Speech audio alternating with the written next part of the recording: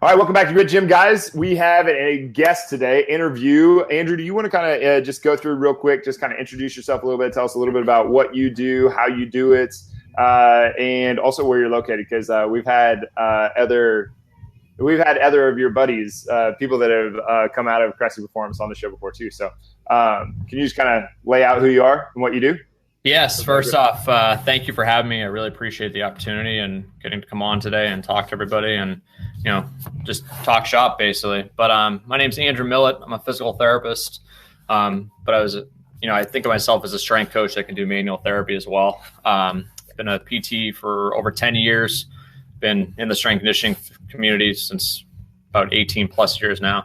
So, and I kind of gauge my practice. I do, manual therapy to help people move and feel better, and then, incorporate mobility and stability motor control drills, and then incorporate load. So strength training into it to help solidify some of those improvements that were made in our session. I gotcha. I went to Springfield College and out in Western Massachusetts about 10 plus years ago. And then I worked for various, outpatient sports medicine clinics since graduation, and then finally created my own business called Move Strong Physical Therapy. And I'm located in Hudson, Massachusetts, inside of Cressey Sports Performance. Yeah. No, and we were talking about this before the show. Like all the Grit Gym tribe is going to be like, wait, he calls his thing Move Strong?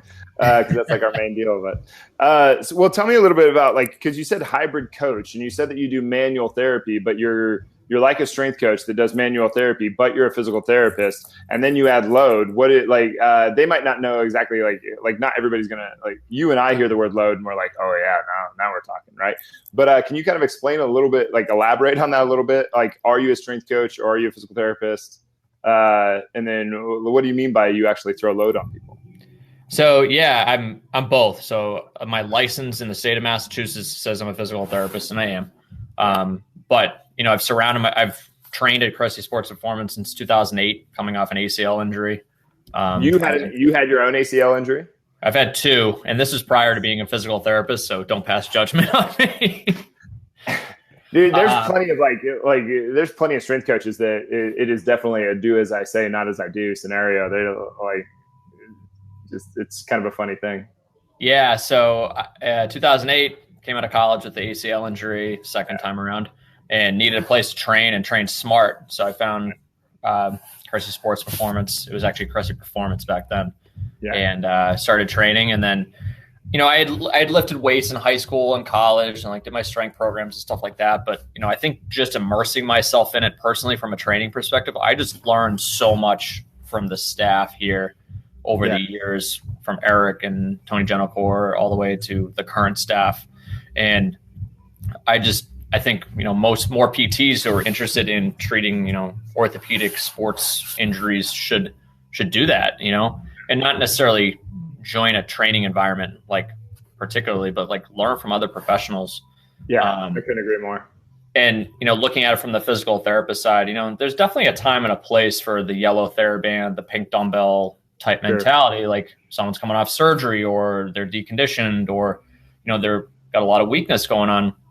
There's definitely a time and the place, but I've heard the term before, PTs are really good at the stage one of rehab, getting them out the gate. But, corrective exercises only get you so far, and you need to be resilient to the demands of life. And I find by loading, thank you, by loading, whether it be a more resistant band, a kettlebell, dumbbell, a barbell, any type of implement, is going to help you when you're out living your life to handle the stresses of life. So it doesn't matter what the implement is, as long as you're progressively overloading people. Yeah. Oh yeah, totally. I've always found the debate really interesting between let's take a shoulder, for instance. Should you just do different types of farmer's walks and bear crawls, or to put that type of stress on the rotator cuff, or should you just do external rotation exercises and internal rotation exercises, that kind of stuff? And it's why does it have to be either or? Both. Yeah, exactly. Why wouldn't it be both? Yeah. And then you have an alphabet behind your name. Like when you're explaining yourself, so what do you have? You have your PT, and then you have a CSCS. Is that right? Yes. So the MSPT is my physical therapy degree. I'm I feel like the few masters in physical therapy left. A lot of them are doctoral now coming out.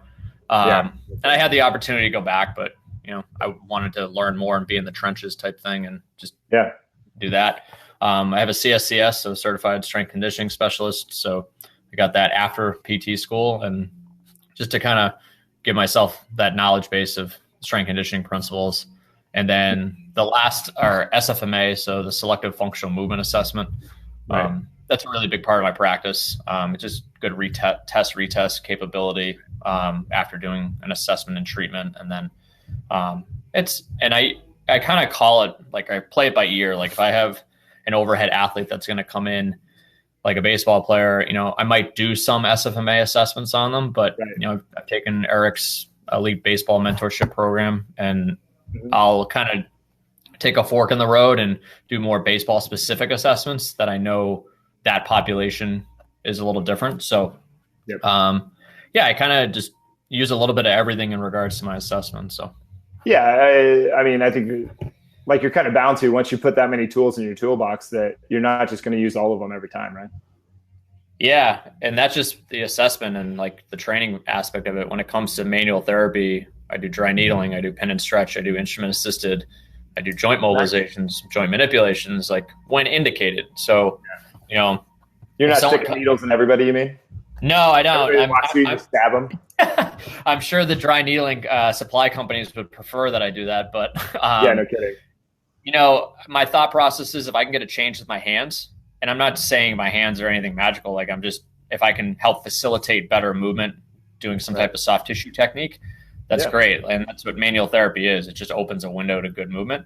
And if I can do that with my hands, great. If I don't see a change, or our assessment, we don't see much of a difference, and the athlete or the client doesn't feel any different, maybe we try something like instrument assisted or, dry needling to try just to get a better change. Yeah. Dry needling is really interesting to me because if you're putting your thumb into somebody's glute medius, you can only dig in so far. Like with dry needling, you can get clear to the opposite side of that muscle because it's so big, it's so thick. It's kind of an interesting thing, but I would think that, like, why wouldn't you use the less invasive, whatever, the tool medium, to get the thing that you want. And how long have you been doing that? Explain dry needling a little bit. I don't know, and maybe explain the difference between dry needling and acupuncture. So I'll explain the difference first from what I learned. I learned from integrative dry needling. It's through Dr. Ma and Dave Griswold and Frank Organo. Oh, cool. Yeah, I know what you're talking about. Yeah. And it's funny that you asked the question because I'm actually giving an in-service to the staff here next week on it. Cool. Yeah, so it's perfect question. But I usually tell people the difference. Acupuncture and dry needling, they both work. They don't work for everybody, but they work for some people. Sure. And I tell clients all the time, my own mom, acupuncture worked for her. Mm-hmm. And, she had the physical therapy before, and then she tried acupuncture and her elbow symptoms went away. But, what I know about acupuncture, and if there's any acupuncturists out there, I don't mean to bastardize it or, this is my understanding of it, is that, throughout the body, there's meridians and chi and kind of a balance and homeostasis, and that, if someone comes in with knee pain, you might needle their opposite shoulder, do acupuncture to their opposite shoulder. And their school of thought, they understand why that works.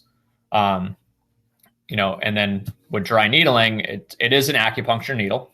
That is the only similarity, from what I've been taught and how I understand it. Yeah. But using my SFMA background, I kind of look for any tissue extensibility problems and say, all right, you have limited shoulder flexion, we need the lat or the teres or triceps or adjacent joints that may be contributing to that issue. Yeah. It's usually they're pretty close together in regards to, all right, I'm going to needle this area versus that. It's not too common that it's that distant from each other. Yeah, it's not from the knee to the shoulder usually.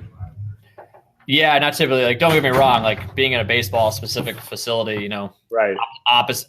either same side or opposite hip can cause shoulder issues. So there's always that. But in the more generic, that's gonna be my next question anyway. Oh man, we're right on the same wavelength. Yeah, because I mean everything's connected, but at the same time, do you the cause and effect thing? Like, I don't know if we have to go so far as to like be like, oh, it's the little toe that is affecting the eye twitch. It's like, well, maybe, I guess. One of my tenets is that I try to go after the low hanging fruit. So if I know someone has limited shoulder flexion, I go after lat, teres, triceps. Yeah. If that doesn't work, go after pec. Like, and I kind of have this algorithm or thought process in my head. Yeah, and just working. Yeah, it's almost like you're working backwards away from it a little bit, or towards it, I guess you could say. And then so with dry needling, you're not going with the meridians. I don't really know the true definition of the meridians, but the first time I actually heard about dry needling was I was down at doing the apprenticeship with Dan Pfaff, and he was telling me everything about it, and I was like, dude, like this is crazy. And then I just went on this. I don't know about you, but I get really obsessive, and I just go on these huge tirades of learning everything I can about something. And I really quickly learned that it was like, I'm not going to ever be able to do this to anybody unless I get like go up to physical therapy status. But I like where I am as strength coach. Yeah, I learned as much as I could about it because I saw the benefits of it on me as well as my colleagues doing it. And the same thing with like the SFMA stuff. I was supposed to go to the course this one day 3+ years ago, and the one day out of the year my son got sick. And it gave me 6 months till the next course to try to understand it as much as possible. Oh, cool. So when I did go, it was more like sipping the information versus drinking from a fire hose. Yeah, so it's probably a little bit of a blessing in disguise, I would imagine. Yeah, looking back, totally was. Yeah, no, I like some of that stuff. Once in a while, when you get into like new territory, you're like trying to understand what you can't even understand. It's just it's exactly like that, like out of a fire hose. It's a good example. Yeah. And then so you do dry needling on people, you do manual therapy on people. Where's kind of the line between like where you let go of where a person coming into you for physical therapist and you're like you're ready to go back to the strength coach, or is it that you work in tandem with the strength coach? I would say I kind of work in tandem in most cases, in that, I try not to tell my clients to stop going to their coach or their trainer or their facility. Like, that's really good. Yeah. One of my another tenet I have is like, you're injured, you're not dead. And, you can still train. Like if you're banged up in your shoulder, well, you have another good shoulder and a core and 2 legs. So, whether it's an athlete here, I can literally walk across the floor and talk to the coach about, what's going on. Or if I have other, coaches and trainers that I see their clients, and I literally will shoot them a text or an email and say, hey, this is what's going on. Could you mind focusing on this or that? But, training in conjunction with rehab, and eventually, like if they're getting back to the point where they're pretty much just strength training, then I think I have that conversation of like, you can go back to your coach now. Yeah, but, no kidding. I think it was Greg Cook made the comment of like, you go to your primary care once a year and your dentist twice a year, or at least you should. Yeah. Why can't you see your PT for checkups? So, all the clients that I have that have been really feeling good, and they're like, we had the conversation of like, you don't need to come in anymore. We can set up, maybe like quarterly movement checkup so that we can make sure everything is firing on all cylinders. Yep. And I like for people to come into Grit Gym, like we're basically doing that anyway. It's just like we basically do like I don't want to call it a hybrid, but like we pick and choose based on the SFMA or the FMS. Like some people walk in, like if you're 5'4" and you weigh 300 pounds, you're not going to do an inline lunge, right? So we just kind of pick and choose off of between back and forth between the two. But yeah, if they're in pain, it's like refer out. But like not working with your physical therapist, I think would be a huge mistake.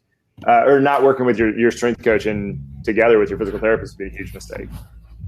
Yeah, it's I find I try my best effort to reach out to the strength coach, the personal trainer, and there's usually 2 scenarios that happen. There's one. The ideal scenario is that we hop on a call, email thread, and they say, hey, what did you see? I ask them what they saw. Cause I look at this as a team. Like, I'm not saying like you need to listen to let's work together to help that client move and feel better. Yeah. And the ideal situation, they're on board. They're like, all right, let's do this. Let's help them feel better. And I've also seen the other end where the coach doesn't want to hop on a phone call and won't respond to emails. And at the end of the day, it just hurts the client and the athlete. It does. Yeah. Those are the physical therapists. Like if we have a HIPAA release and all that kind of stuff, like I don't want to get anybody in trouble, but like the physical therapists that won't get on the phone with us, we're just like, you must, like, the only thing that I could come up with is like you just don't care about your client enough to actually do what's best for them. Yeah. Like it just seems like a real, I don't know, is like maybe they're just burnt out on their profession or something. I don't know, but why? Like, what got you into? I didn't even ask you yet. Like, what got you into this in the first place? Like, why physical therapy?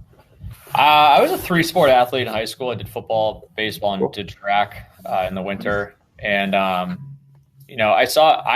surprisingly, before my 2 ACL injuries, I never really got hurt, and I kind of wish that was still the case. Yeah, no kidding. Me too.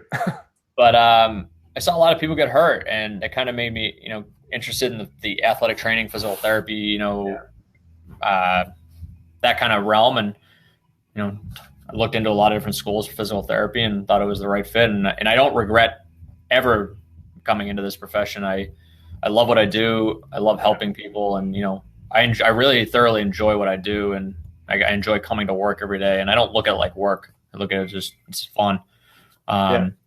But that's how I got into it. It's like I said, I saw athletes get hurt, and then saw, family members have health issues related to orthopedics or neurological, and then got hurt myself, which, yes, I kind of wish it never happened. But when I have an ACL reconstruction coming in, like, they know I've been in there. I know what it's like. And it's not an advantage per se.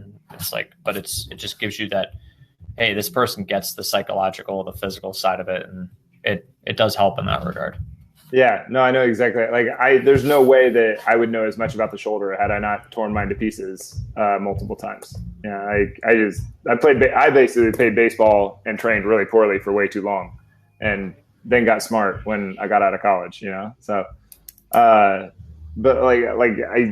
I couldn't agree with you more. Like that's a pretty cool thing. What made you go from just being a regular PT to adding strength and conditioning and furthering on and going further with that? Well, it's funny. When I was in grad school, we had to do different internships. Like one was orthopedics, one was inpatient, one was like inpatient neurologic rehab, like spinal cord injuries, brain injuries. And I came back from my neuro rotation and spoke to my neuro professor, and she's retired now, but we had this conversation. Like, I could seriously go into either, like neuro or ortho. Really? And I was on the fence, and I'm like, I picked ortho. I forget what it came down to. I just decided on it, and did some specialty courses in grad school on it. And so when I got out of school, literally like 5 months after I graduated, my roommate in college was an exercise science major, and he helped me get strong and bigger in college. And then he's like, hey, you're like 20 minutes away from Cressey's. Why don't you go train there? Because he knew I was coming off surgery. And not only personally was that the best decision I've ever made from my own health and like my knee, but it just immersed me in the strength side of things. And I feel like since then, I've always thought of like, why shouldn't people, move weight, obviously safely and with good technique, and, don't violate post-op protocol, and, gradually load people just progressively. And I've kind of always felt that way. I've just seen it. I always think of it as like part of it. I never think of it as separate. Yeah. Well, that's how I look at it too. It's like you're putting load on a tissue. You're making a tissue take on a certain amount of stress through some kind of resistance, some kind of medium. And if you make it inappropriate, you get injured. If you make it appropriate, you progress. So like whether you're injured, and I think we were talking about this before we got on here, but like you said, how if you're injured, you're still stressing the joint. You're still putting it through rehab. It's just lower levels of that stress. Then it's just the appropriate amount of stress at that time, and later we can do more. Yeah, it's like a seesaw. Like you put the seesaw all the way down to the right, that's like not progressively overloading somebody. Like just three, and there's a time and a place for 3 sets of 10, but 3 sets of 10, with X amount of weight, and then if you never move from that, then you're not loading them enough. Right. But then if you go all the way to the other end, they're hurt, they're injured. But it's if you balance the seesaw perfectly in the middle and then just slightly tip it the other direction towards like not injury, but some good positive stress, that's what's going to help people progress. Yeah, totally. I had a friend of mine, he doesn't live around here, so he doesn't get to train with us, but I know what kind of guy he is. Like when he deadlifts, he just with a straight bar, and he just loads up as heavy as he can every time and low backs it to death. And he goes, "Man, I hurt my back. What should I do?" And I was like, "I don't know, but you should." Like kind of tried to help him out a little bit. And it's just funny. It's just funny to think about. He's like, "Can you really hurt your back doing deadlifts?" Like, you can. If you just try to lift 500 pounds every day, and you can only really probably do, 315 with proper technique. So it's just kind of funny. There's just too much stress on a joint that doesn't take it very well. But that one rep, you might lose good technique, and you might be fine. But if you continually do it over and over again, your body's going to let you know. Yeah, seriously. It's gonna say stop in a really loud way. But and I said I'd get you off the show in time for your next appointment. But anything else that you really want to, like, words of wisdom that you want to leave the Grit Gym tribe with before we jump off the call? Just continue to learn. Like, always get better. When you think you know everything, maybe find a different job. No kidding. I've heard that from somebody else, so don't give me credit. But I just always try to keep learning and keep getting better, and even better from other people around you in different disciplines. And it's couldn't agree more. Always think of if you're in the field, like, always think the client. Keep working to help them, and leave your own biases and things on the sideline, and help them get to where they need to be. And couldn't agree more. Like, there's always something more to learn. We're always going to come up with something new. So. Yeah, that's why I love this field so much. There's so much to take away every year. There's always going to be something new. There's always going to be some new horizon. It's pretty cool. But thanks for coming on. I know it took us a while to get you scheduled for this, but appreciate it. No worries. Thank you again. I really appreciate the time. Yeah. All right, man. Well, hopefully you're back on soon. Anyway, guys, please like, comment, share below. Ask him any questions. Andrew, I'll tag you in the post here in just a second when I can actually get in there and type it all out. But thanks for being here. Really appreciate it. Thank you. Yeah. All right. We'll see you later. Bye.